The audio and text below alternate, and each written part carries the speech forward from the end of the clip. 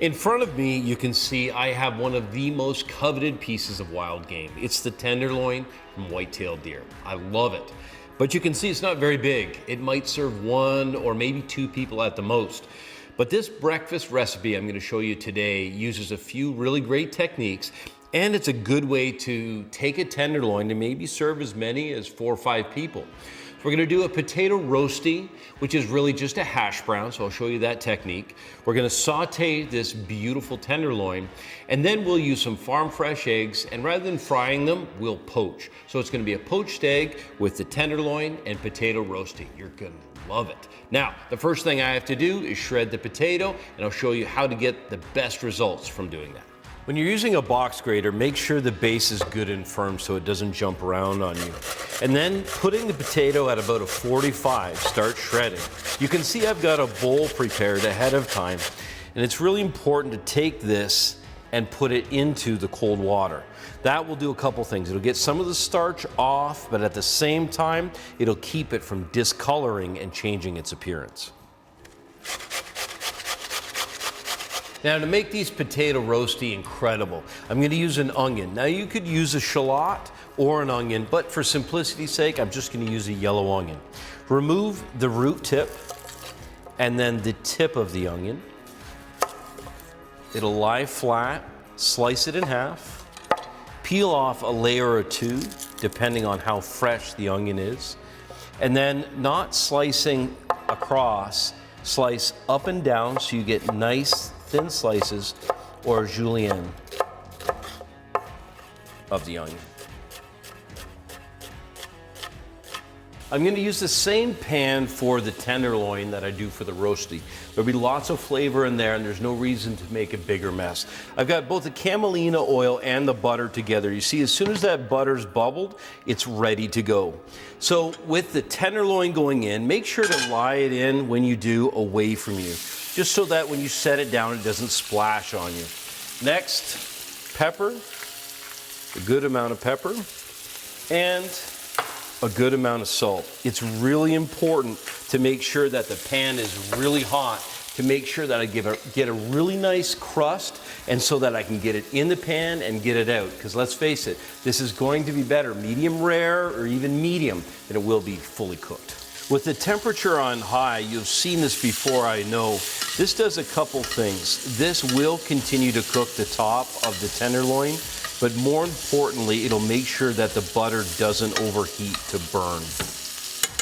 The reason that I finish the tenderloin first is for a couple reasons. First of all, it's perfectly cooked. You can see how beautifully brown it is. I can still feel that it's nice and tender on the inside, but this can actually rest just like this at room temperature.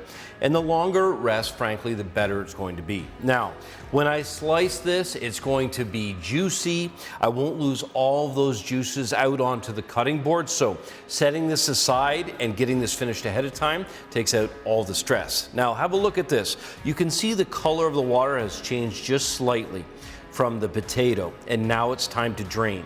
I'm going to use the same pan that I did for the tenderloin, but the first thing I want to do is just simply drain off the majority of this liquid. Once it's drained, the next step is to actually wring out, to squeeze out any of the additional water, and then combine with it fresh thyme, beautiful, fragrant fresh thyme, and the onions. These together will make a beautiful roasty. Just strip off the thyme leaves, pull them off in the opposite direction that they grow, so they grow this way, so just strip them back. This is a fairly woody stem that'd be difficult to chew on or digest, and literally just begin to assemble these on the board. So I've got these nice thin slices of onion, and all I'm going to do is just mix this together right on the cutting board so that it's evenly combined, and then when I do, I'll form the tiny little roasty. When it comes to assembling these roasty, I want them to be high and tight. So make something that's about the size of the palm of your hand. Press it down just slightly, and then it goes straight over and into the pan. You can see I've got one in here already. Press it down firmly, and you can see the nice thing is all that flavor that's developed in the bottom of the pan, that's gonna carry over right into those little hash browns. With the roasty on, the one thing that you have to do is always season in layers. So I'm making sure to get some salt and pepper on these as they roast away. Now the nice thing about the roasty is that they're not too fussy. So you can work on other things, and as long as the temperature is not too high, they won't burn. Now I've got some hot water here. I'm gonna start by making a vortex. I'm going in one direction, so literally whisking in one direction. Now you see I don't have a rapid boil, but I do have a good boil going. This is white vinegar. Put about a teaspoon or a bit more in. And what the vinegar does is it helps the egg to coagulate. So while I put it in, and just a little bit of seasoning, so a little bit of salt will season that water, as always. And then in goes the egg, and you can see gently come right near the surface and drop it in. And what happens is it'll hold, that vortex will hold the egg together, and I'll have perfect poached eggs. After just a couple minutes, these are ready to turn. You can see that the onion is crispy and that is just like a hash brown, but it's got a ton of texture.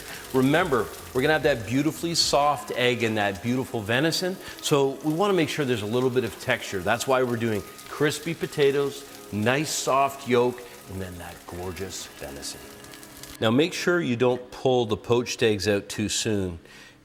It's a common mistake to think they're finished, and then you'll open them up and the whites will still be quite runny. Make sure to drain them completely on some brown paper or even on a cloth. But you can see those are cooked to perfection and they're ready to go. You can see when you have a glance at this tenderloin that it's just cooked to perfection. You have that beautiful pink on the inside. You'll notice on the board is actually quite dry.